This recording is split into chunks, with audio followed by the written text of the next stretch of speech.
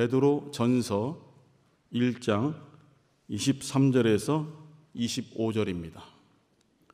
시작. 너희가 거듭난 것이 썩어질 씨로 된 것이 아니요 썩지 아니할 씨로 된 것이니 하나님의 살아있고 항상 있는 말씀으로 되었느니라.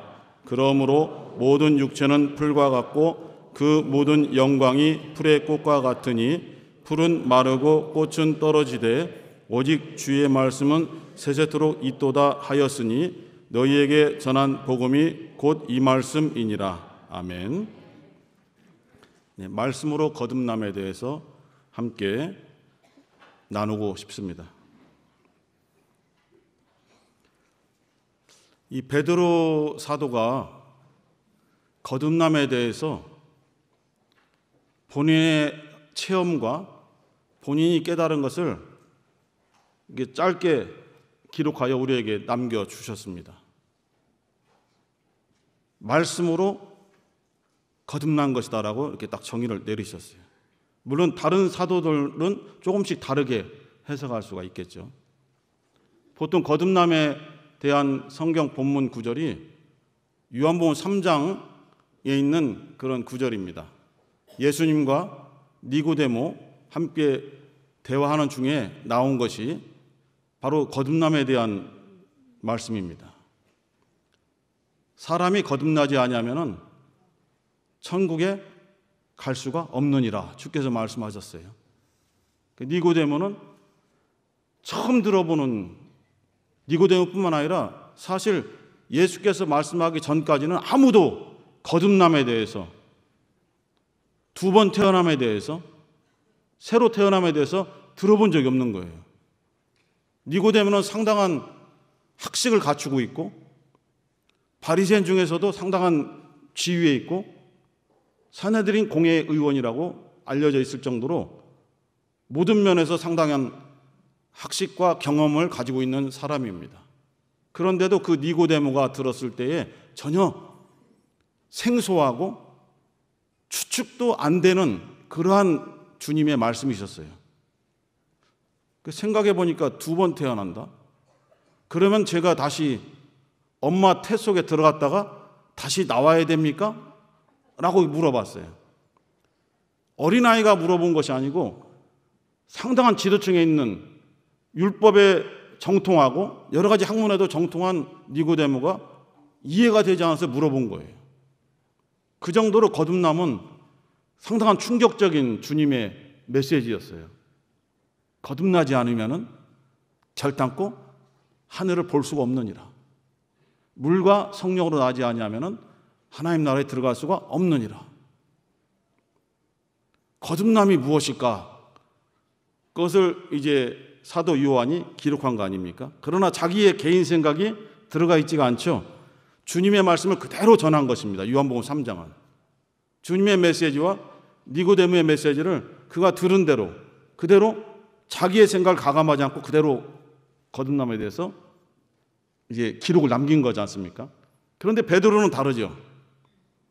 오늘 읽은 우리가 이 베드로전서는 누가 썼습니까? 그것까지 알아야 됩니까? 어떤데? 베드로가 썼죠. 베드로가 썼을 때는 자기의 경험이 있는 거예요. 사도 요한은 주님의 말씀을 그대로 옮겨 적었지만은 베드로는 자기에게 이 말씀으로 거듭난다라는 것이 무엇인가를 그는 알고 있는 거예요.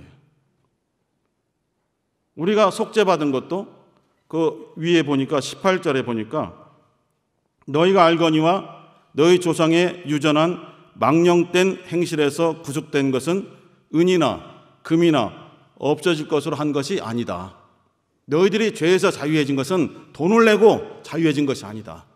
금을 내고 자유해진 것이 아니고 19절에 있는 오직 흠없고 점없는 어린 양 같은 그리스도의 보배로운 피로 한 것이니라. 베드로가 우리가 속죄받은 그 속죄 체험이 어디에서 왔는가? 예수님의 피 때문이다. 강력하게 짧고 강력한 메시지를 증거하는 거예요. 흔들리지 말라는 거죠. 이 서신서를 받고 읽는 사람들마다 시험 때문에, 환난 때문에, 환경이 어려워져 가는 그런 힘든 상황 때문에 예수님에 대한 믿음이 흔들려서는 안 된다. 너희들이 속죄받은 것이 이런 환경에 좋은 것 때문에 속죄받은 것이냐? 아니다. 예수님의 보배로운 피로 너희들이 속죄된 것이 아니겠느냐. 그것을 너희들이 기억하고 절대로 흔들려서는 안 된다. 육체에 제한이 있고 환경에 억압이 있다고 해서 예수님을 포기해? 그러면 안 되지 하면서 이 글을 써 내려간 것입니다. 그러면서 거듭남에 대해서도 베드로 사도가 말하기를 너희들이 거듭난 것이 썩어질 씨로 된 것이 아니다. 이 세상에 속한 것으로 금과 은으로 너희들이 거듭난 것이 아니다. 오직 하나님의 살아있고 항상 있는 말씀으로 말미암아 너희들이 거듭난 것이다. 그 말씀이 뭐냐 하면서 25절 후반부에 너희에게 전한 복음이 곧 이 말씀이다. 예수에 대한 복음의 이 말씀이 너희들을 거듭나게 한 것이다. 너희들의 심령 속에는 예수님의 피로 말미암아 속죄받은 경험이 있고 예수님의 그 진리가 증거된 복음의 말씀이 너희들의 심령을 완전하게 새롭게 태어나게 한 것이다. 이 말씀은 절대로 변하지 않는다. 세세토록 있느니라. 이것을 강조하게 된 거예요. 물론 성령으로 말미암아 깨달음을 가진 것도 있겠지만은 도대체 베드로의 어떠한 체험이 이렇게 말씀에 대한 강력한 증거를 통해서 거듭남을 성도들에게 증거하고 있는가 했더니 누가복음 5장으로 쫙 거슬러 가봤어요. 잘 아시죠? 시몬, 베드로라 불리기 전에 시몬, 고기 잡이를 하고 있던 시몬, 안드레, 그리고 야고보, 요한, 한 배에 2명씩 형제들이 타서 고기를 잡지 않습니까? 낮에는 안 잡히니까 밤에 잡는 거예요. 왜 밤에 잡아요? 고기가 자니까 또 안 도망가거든요. 졸을 때 잡아야죠. 그러니까 여러분이 졸면은 잡혀가요. 원수들이 우리의 조는 때를 노리는 거거든요. 심령이 졸 때, 육체에 피곤해서 졸 수가 있겠죠. 심령이 졸고 있을 때, 하나님 말씀에 대해서 관심이 어긋나고 있을 때에 딱 표적이 되거든요. 이렇게 하루 종일 밤새 그날따라 고기를 잡으려고 그물을 내렸죠. 초보가 아니지 않습니까? 그들의 생업이죠. 어부가 그들의 생업입니다. 전문가죠. 다른 바다는 모르겠지만 갈릴리에서만큼은 고기를 잡는 노하우가 이들을 따라갈 사람이 없는 것이죠. 기후도 알고 바람의 어떤 흐름도 날씨에 따라서 또는 어떤 시간에 따라서 그 날씨, 바람, 기후 여러 가지 것을 다 알고 있는 사람들이 갈릴리 호수의 어부들이죠. 그런데 그날 밤은 한 마리도 잡지 못하고 너무 지치고 힘든 모습으로 베드로와 안드레, 시몬과 안드레가 고기잡이 배를 물가에 대놓고 고기 그물을 다시 손질해서 깨끗하게 해야 그 다음에 또 나가니까. 가끔 6시 내고 이런 데 봐도 고기를 잡는 것이 어렵죠. 그러나 더 어렵다고 그들이 말하는 건 뭐냐면은 갔다 와서 쉬는 것이 아니라 그물을 다시 손질하는 것이 더 힘들다고 합니다. 많은 시간이 들어서 엉킨 그물을 풀어내고 뜯어진 것이면 다시 그걸 꼬매서 고기가 나가지 못하도록 하는 그 작업이 너무 힘들대요. 하지만 그것을 하지 않으면 그 다음에 고기 잡으러 나갈 수 없으니까 그 준비 과정이 힘들다는 거예요. 우리 영등포 예배당 찬양했지만은 찬양할 때도 많이 떠셨지만은 찬양하기 전에 준비하는 과정이 얼마나 힘들겠습니까? 시간도 안 맞죠, 힘들죠, 목소리는 잘 안 나오죠.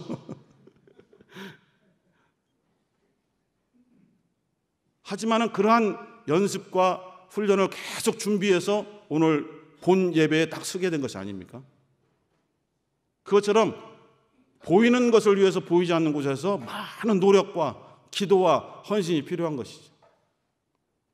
그런데 그 그물을 손질하고 있는 베드로 배 쪽으로 많은 사람들이 계속 걸어오는 거예요. 우리 예수님과 함께 제자들이 아직 선발되기 전인데도 그 많은 사람들이 예수님의 말씀 들으려고 그 새벽인데도 우리는 잘 안 나오잖아요. 피곤하니까.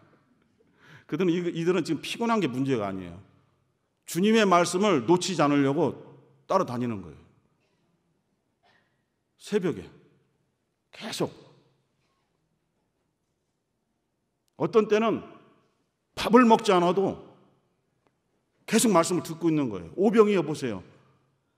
주님의 말씀을 듣느라고 먹을 점심이 없어요. 점심이 끊어졌는데도 그냥 말씀 듣고 있는 거예요. 우리는 어떻게 해요? 빨리 끝나야 특식을 먹으려고 지금 줄 서서 막 뛰려고 하잖아요. 절반은 농담입니다. 이렇게 주님과 함께 몰려든 사람들이 모여 있는데 예수께서 말씀을 전하기에 합당한 장소가 없어요. 그런데 그물을 손질하고 있는 베드로 그 배에 올라서서 말씀을 전하면 딱 좋겠다라는 생각을 하셔서 시몬아 너의 배에 올라가서 잠깐 말씀을 전해도 되겠느냐 했더니 하십시오 라고 허락하죠. 무슨 메시지인지는 모르겠어요. 베드로는 신경 끄죠. 자기 그물을 막 손질하고 배를 정리하고 있는 것이죠. 그런데 무슨 내용인지는 모르겠지만 그 주님의 말씀에 베드로가 흔들린 것이 분명한 거예요. 베드로가 충격을 받은 것이 분명한 거예요. 왜 그것을 알 수 있냐면은 말도 안 되는 주님의 말씀에 그대로 순종하는 거죠. 베드로에게 돌아서서 너 물고기 한 마디도 못 잡았지? 깊은 데로 가서 그물을 던져. 주님, 이거 생각도 못했는데 좋은 방법 알려주셨어요. 아니죠. 밤새도록 그렇게 했단 말이에요. 깊은 곳에도 그물 던져보고 고기가 나올 수 있는 곳에 다 던진 거예요. 주님이 제시한 방법은 전혀 새로운 방법이 아니에요. 고기가 잡힐 확률도 없어요. 그런데 왜 베드로가 순종했습니까? 써있기를 밤이 맞도록 수고하여 얻은 것이 없지만은 주님의 말씀을 의지하여 그물을 내리겠습니다. 주님의 말씀을 의지하여. 그 한마디가 뭐길래 베드로의 그 피곤하고 지친 마음을 변화시켰을까? 사실은 그 말씀보다는 그 앞에서 있었던 주님의 설교, 무슨 내용인지 모르겠지만 많은 성도들을 앞에 두고 했던 그 설교에 베드로가 완전히 무너졌음을 알 수 있어요. 깊은 데로 가서 그물을 내려라 하는 그 말씀의 내용이 좋아서 순종한 것이 아니라 주님의 말씀에는 놀라운 권세가 있다. 주님의 말씀에는 놀라운 능력과 이적이 따른다라는 확신이 오게 된 거예요. 그것 때문에 주의 말씀을 의지하겠습니다 하고 그 허탕친 수시간 동안 허탕친 그곳으로 다시 나가지 않습니까? 분명히 투덜거렸을 거예요. 누군가. 누구예요? 써있지는 않지만 안드레가 분명히 투덜거렸을 거라고 생각해요. 같이 해야 되니까 작업을. 저쪽에서 요한과 야고보 배에서 쟤들 왜 또 나가나? 밤새도록 던져서 못 잡으면 또 나가네 쟤들. 쟤들 이거 아니야? 라고 생각할 수가 있는 거예요. 쳐다만 보고 있는 거죠. 그물에서. 그런데 베드로가 안드레를 설득하는 장면은 없지만은 둘이 2인 1조가 돼서 그물을 내려야 되기 때문에 안드레를 설득시키지 않고는 안 되죠. 주님의 말씀을 받아서 안드레를 설득을 시켰을 거라고 보는 거죠. 우리의 역할이 그거 아니겠습니까? 은혜 받은 우리가 아직은 연약하고 힘들고 시험된 성도들에게 말씀을 전해서 주의 말씀에 우리가 순종해야 된다. 그 설득하는 것이 우리 성도들의 의무죠. 이 좋은 걸 뭐로 가르쳐줘? 나만 갖고 있지. 나만 은혜 받으면 되지. 할렐루야! 하는 것이 아니라 힘든 성도에게 내 기쁨을 나눠줘야 되겠죠. 내 은혜를 나눠줘야 되겠죠. 그래서 주님의 이적에 함께 동참하도록. 그 안드레 베드로가 고기를 던졌을 때 얼마나 많은 고기가 잡혔는지 그물을 둘이서 보통은 다 끌어올리는데 끌어올릴 수가 없어요. 이거 분명히 찢어지게 생겼어요. 그물이 찢어지면 어떻게 돼요? 고기 다 빠져나가죠. 도저히 안 되는 거예요. 둘이 해도 들어 올릴 수가 없는 거예요. 그래서 어떻게 해요? 저기서 저기에서 요한과 야고보가 무슨 일인가 좀 보고 있잖아요. 근데 그물이 어마어마하게 고기들이 들어있어서 끙끙거리는 모습이 보여요. 소리치죠. 야고보, 요한, 빨리 배를 몰고 와서 우리를 좀 도와줘. 함께 이 그물을 올려야 돼. 베드로가 아니라 야고보, 요한 부르니까 그들이 무슨 일을 가지고 허겁지겁해서 배를 몰고 왔습니다. 와서 두 배가 합동으로 끌어올리는 거죠. 얼마나 고기가 많이 잡혔는지 이 베드로의 배와 요한, 야고보의 배가 가라앉아서 물이 잠길 정도로 위험할 정도까지 고기가 찬 거예요.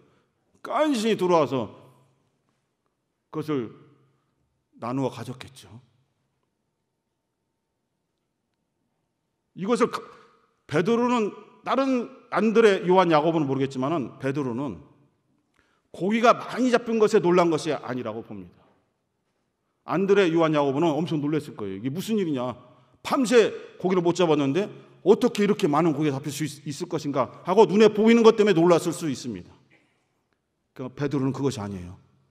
주님의 말씀대로 순종했더니 그대로 이루어졌다는 거예요.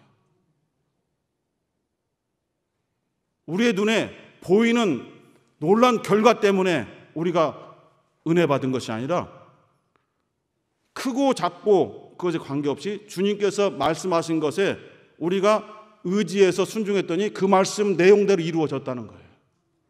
그것이 중요한 거잖아요. 그것이 베드로뿐만 아니라 안드레, 요한, 야고보 4명이 완전히 무너져 버린 거예요. 그것 때문에. 요한과 야고보에게 설명을 했겠죠. 이게 무슨 일이냐 물어보니까 설명했겠죠. 저 선생님께서 이렇게 말씀을 우리에게 주셨어. 깊은 데로 가서 그물을 내리라고 하셨어. 근데 내가 그것을 따를 수밖에 없었던 것은 그분이 많은 사람들에게 설교를 하시는데 너무너무 충격적이고 한 번도 들어보지 못한 하늘에 속한 메시지야. 그 말씀에 권세가 있는 것이 느껴져서 그 말씀에 순종할 수밖에 없었어 라고 차근차근 설명했을 것입니다. 그래서 주님께서 후에 누가복음에는 바로 부르신 걸로 되어 있지만은 이제 마태복음 4장에 보면은 후에 다시 갈릴리 바닷가를 거니시다가 베드로, 안드레에게 나를 따라오너라. 지금부터는 너희들이 사람을 낚는 어부가 되게 하리라 하니까 아멘 하고 그 자리에서 딱 자기의 모든 것을 딱 멈춰두고 배와 그물과 모든 자기에 속한 재산을 버려두고 그냥 주님을 따라 나가죠. 그리고 조금 가다가 요한과 야고보에게도 너희들도 나를 따르라니까 그들도 자기 아버지까지 있는데 그냥 포기하고 다 따라 나서죠. 물론 짧게 쓰여져 있기 때문에 나를 따라와 아멘 하고 따라가는 사람이 어디 있겠습니까? 누가 따라가요? 그런데 그들에게는 이미 이 말씀으로 인한 놀라운 이적이 나타난 체험이 있습니다. 그 체험을 주신 주님께서 따라오라 하시니까 아멘 하고 따라가는 거예요. 이 말씀이 이 누가복음 5장에 꼭 거듭남의 시점은 아니지만은 그 말씀에 대한 체험을 가진 베드로가 후에 성령을 받고 자기보다 연약한 성도들에게 위로하라는 메시지의 계시를 받은 다음에 쓰다 보니까 우리를 거듭나게 한 것은 절대 물고기가 많은 것이 우리를 거듭나게 한 것이 아니다. 금과 은이 세상에 속한 것이 우리를 거듭나게 한 것이 아니라 항상 살아있는 말씀, 항상 있는 그 말씀이 우리를 거듭나게 한 것이다. 그 말씀이 뭐냐? 바로 우리가 너희에게 전하는 지금 예수에 대한 복음이 바로 그 말씀이다. 이 말씀을 듣게 되면은 믿음이 생긴다. 이 말씀은 예수 그리스도로부터 나왔기 때문이다라고 바울 사도도 동참을 했죠. 로마서 10장 17절에서 믿음은 들음에서, 들음은 그리스도의 말씀으로 말미암았느니라. 우리가 거듭남을 체험한 것은 무엇으로 인해서 체험했냐면은 베드로 사도의 이 말씀을 따라 우리가 받아들이자면은 항상 살아있는 하나님의 말씀이 우리를 거듭나게 하셨다 고백하는 거예요. 히브리서는 누가 썼는지 몰라요. 하지만 그 히브리서 4장 12절에 보면은 하나님의 말씀은 살았고 운동력이 있어서 좌우에 왼쪽 오른쪽에 날선 검보다도 더 예리하여 혼과 영과 관절과 골수를 찔러 쪼개기까지 하며 우리 마음의 생각과 뜻을 감천하시나니 그 말씀이 우리를 거듭나게 하셨던 거예요. 예수님의 참 제자들은 서로 다른 환경에서 부름을 받았고 다른 체험을 가지고 있지만은 일치하고 있다는 거예요. 말씀으로 말미암아 거듭났다는 것을 고백하고 있어요. 고넬료 가정을 아시죠? 유대인이 아니고 로마 사람이고 백부장, 로마의 군인이고 장교입니다. 하나님께 대한 어떤 얕은 지식으로 유대인들이 믿는 여호와 하나님을 믿고 있고 그래서 유대인들을 잘 보살펴주고 도와주고 구제하고 그들을 섬기는 일을 아주 모르게 자기가 가진 권력을 통해서 도와줘요. 그런데 예수를 알지 못하죠. 복음을 알지 못하니까 진전이 없죠. 하나님께서 보고 계시에요. 하나님께서 하나님을 저렇게 믿고 섬기는데 잘 알지 못하는 고넬료를 보시고 하나님께서 좀 심장이 약하신 분들은 귀를 좀 닫으세요. 이렇게 해서 바람을 넣어서 그걸 변화시킨 것이 아닙니다. 조금 떨어진 거리 요바에 있는 베드로가 그 일행들이 거기 머물고 있었어요. 보자기 환상 아시잖아요. 배가 고픈데 하늘에서 보자기가 내려와. 잡아먹어라. 하나님께서 잡아먹어라 하시니까 베드로가 뭐라고 해요? 이거는 우리는 먹을 수 없는 겁니다. 이것은 부정한 짐승이기 때문에 먹을 수 없어요. 하나님이 정한 짐승과 부정한 짐승을 가르쳐 주셨고 지금 하나님께서 먹으라 말씀하시는데도 내가 배운 말씀대로 하면은 하나님 이건 안 돼요. 우리가 그래요. 우리의 이 굳어진 말씀에 대한 좁은 지식이 성령의 역사하심을 막고 있다는 거예요. 아, 내가 알기로는 이거 아니에요. 아니, 내가 하나님인데 내가 하라고 하는데 안 해. 뭐 시켜도 안 해. 기도 좀 해보게요. 하나님이 시키는데도 기도해보고 오겠대. 이런 순창고추장 같은 이라고. 제가 순창고추장을 홍보하고 있는 겁니다. 답답하죠. 그러나 베드로를 하나님께서 설득을 시키셔서 보내시잖아요. 투덜거리면서 가죠. 내가 왜 이방인들에게 복음을 전해야 되는가. 그때만 해도 사도들과 예루살렘 성도들이 이방인들에게는 복음이 전해져서는 안 된다고 생각하고 있는 거예요. 저들은 우리와 같은 인격적인 사람도 아니고 저주받아 마땅한 그런 부류예요. 베드로나 유대인들이 봤을 때. 근데 하나님은 그들에게 가서 복음을 전하라는 거예요. 이게 투덜거리면서 간 거예요. 같이. 우리가 꼭 이래야 되냐? 이게 선교냐? 수절거리 가는데 할 수 없이 말씀을 전하게 되잖아요. 말씀을 전하는데 고넬료와 고넬료의 가족, 고넬료 가정에 있는 하인들까지 다 말씀을 듣고 있는데 그곳에 갑자기 성령이 임하잖아요. 말씀을 들은 모든 사람이 다 성령 받잖아요. 그러면은 그 말씀에 은혜 받은 거예요. 그 사람들이 베드로가 전하는 말씀에 완전히 바뀌어진 거예요. 말씀을 듣는 순간에 말씀을 들으면서 설교를 들으면서 구원이 임한 거예요. 왜? 그들의 마음속에 그것이 믿어지니까. 구원받지 않았는데도 성령이 임합니까? 구원받았기 때문에 성령이 임했잖아요.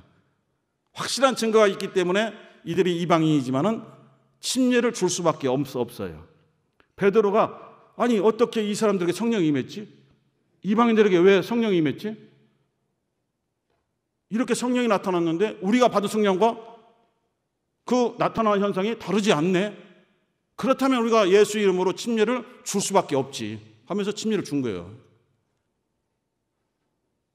이렇게 말씀을 듣는 순간에 전혀 알지 못했던 사람들이 변화를 받고 예수께서 우리들의 영혼의 구속의 주, 우리의 죄를 속죄하신 주님이시라는 것이 확 믿어졌어요. 베드로가 설교를 엄청 잘한 거죠? 아니죠. 성령께서 베드로의 입을 통해서 그들의 마음을 변화시키는 거예요. 말씀으로 변화시키는 거예요. 베드로나 우리나 말씀을 전하는 도구에 불과한 거예요. 내가 변화시켜서 내가 이들을 구원시켰어. 내가 이들을 데려왔어. 라고 주장해서는 안 되는 거죠. 하나님이 우리를 그렇게 사용하지 않았더라면 나타나지 않는 결과잖아요. 우리는 항상 주님의 도구입니다. 주께서 시키시니 그 말씀을 의지하여 순종하겠나이다 하면서 무릎 꿇는 거예요. 그 말씀으로 변화된 현장이 이방인의 가정에서도 일어났어요. 그런데 야고보서 1장 18절에 보면은, 물론 사도는 아니지만은 주의 동생 야고보지만은, 야고보서 1장 18절에 보니까 하나님께서 너희들을 진리의 말씀으로 낳으셨느니라 이렇게 기록되어 있어요. 거듭남에 대해서 그가 기록하기를 하나님께서 진리의 말씀으로 너희를 낳으셨느니라 이렇게 야고보 선생이 기록하고 있어요. 베드로는 우리 입장에서 우리가 거듭난 것은 말씀을 통해서 우리가 거듭났다, 우리가 태어났다. 야고보는 하나님 입장에서 하나님이 우리를 낳으셨다는 거예요. 우리의 영혼을 죄로 물든 우리의 영혼을 다시 새롭게 우리를 낳으셨다는 거예요. 하나님이.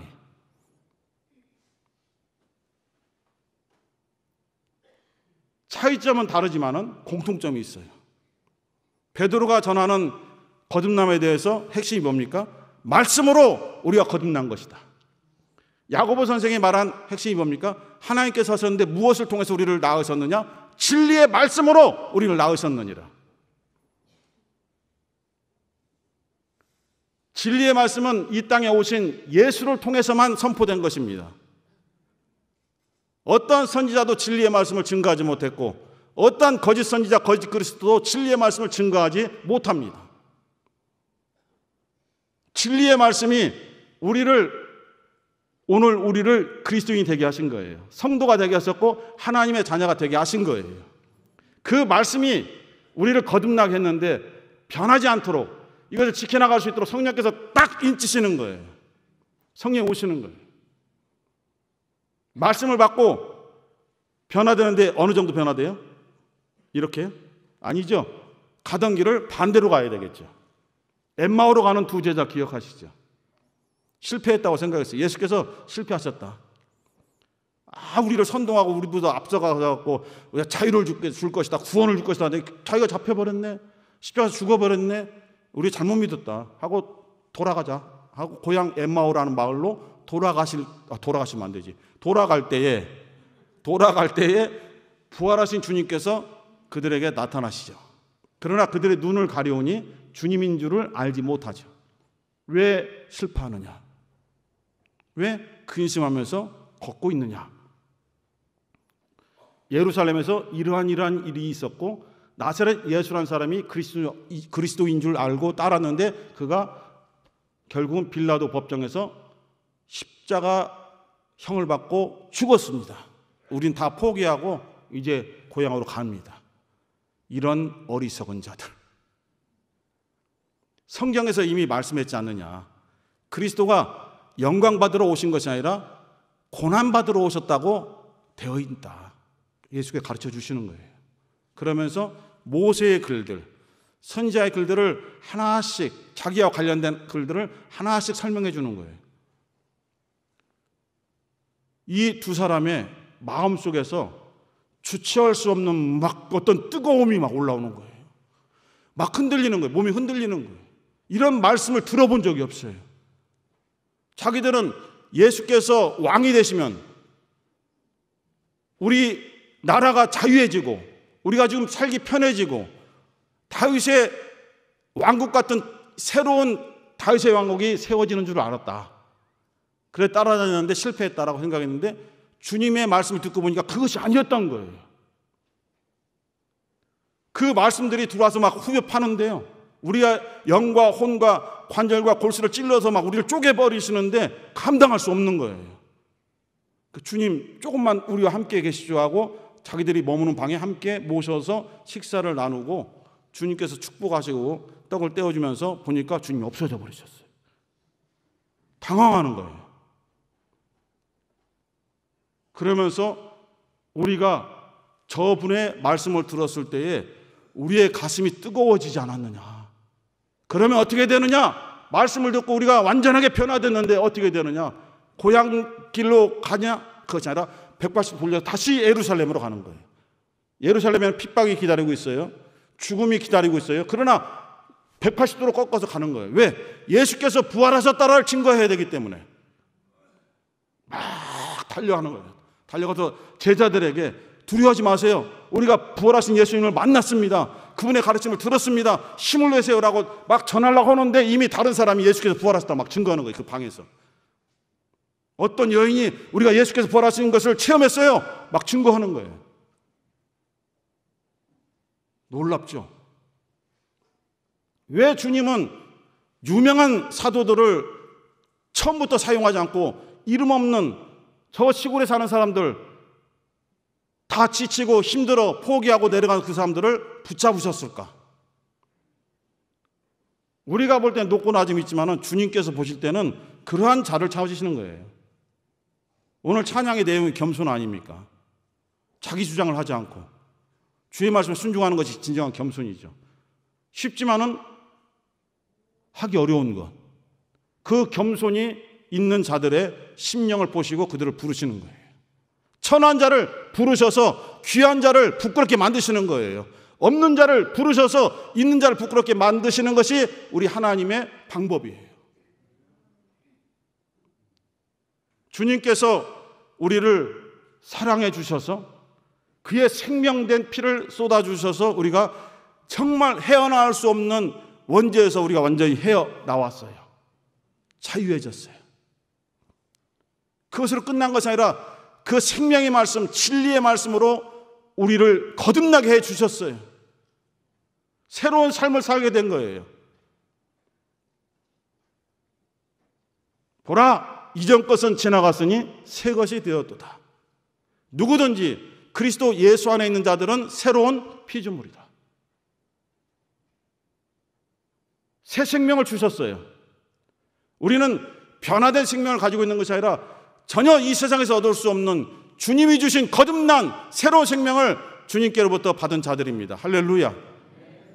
이 기쁨이 너무 크기 때문에 지금 눈앞에 오고 있는, 우리가 부딪히고 있는 어려움을 이겨낼 수가 있는 거예요. 소망이 없다면 힘들고 엠마오로 가고 싶어요. 우리들도. 우리 고향으로, 우리가 살던 곳으로, 조금 더 편한 곳으로 가고 싶어요. 마음이. 하지만 우리 심령 속에는 눈으로 보이는 것이 전부가 아닌 주님이 주신 새 생명이 있고 주님의 보배로운 피가 있고 주님의 진리의 말씀이 우리 안에서 그냥 머물러 있는 것이 아니라 움직인다니까요. 살아 움직이면서 우리를 붙잡아 이끌어 가세요.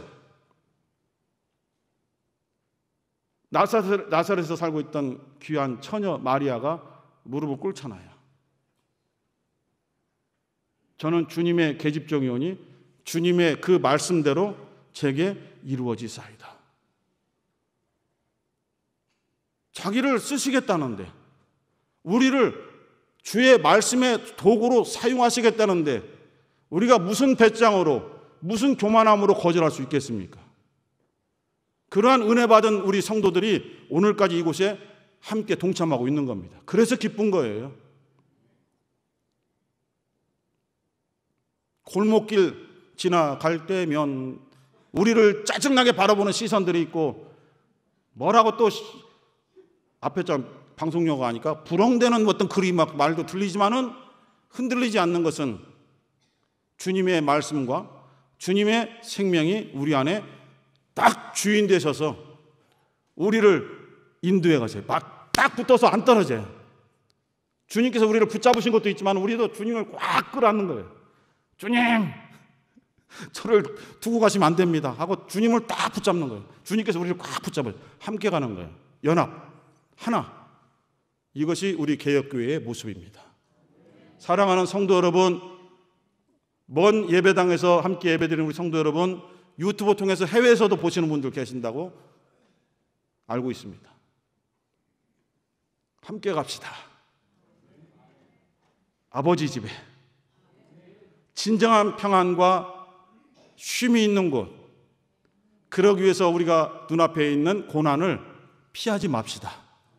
주님이 해주신 거듭난 생명으로 함께 위로하고 우리가 받은 복음을 전하며 은혜를 나누며 힘을 내라고 위로해주고 격려해주고 어떤 때는 물질도 나누어주고 이렇게 해서 함께 영혼의 손을 잡고 흔들리지 않는 사랑의 띠로 하나가 되어서 주님과 함께하는 우리 사랑하는 개혁성도 다 되시기를 예수의 이름으로 간절히 축원합니다.